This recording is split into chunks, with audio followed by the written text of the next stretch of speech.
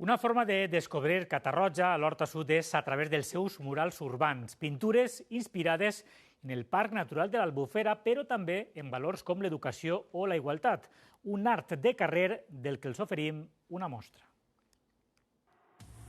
Estirant del fil de la memòria, Lluïsa Penella ha aconseguit recrear la imatge del port de Catarroja abans de la reforma. Està fet en blanc i negre, donat que partirem d'aquesta imatge antiga i això també li ha donat un aire així com més oníric. El port, la pesca artesana i la vela llatina són el punt de partida.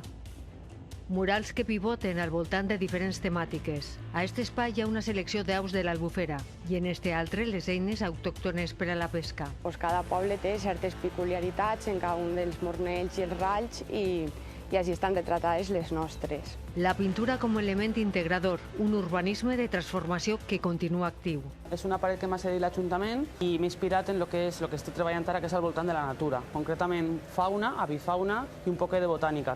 Un projecte que va néixer fa 8 anys per a reestructurar l'àrea urbana i que s'ha convertit en tot un museu a l'aire lliure i ara més té nombroses connotacions transversals.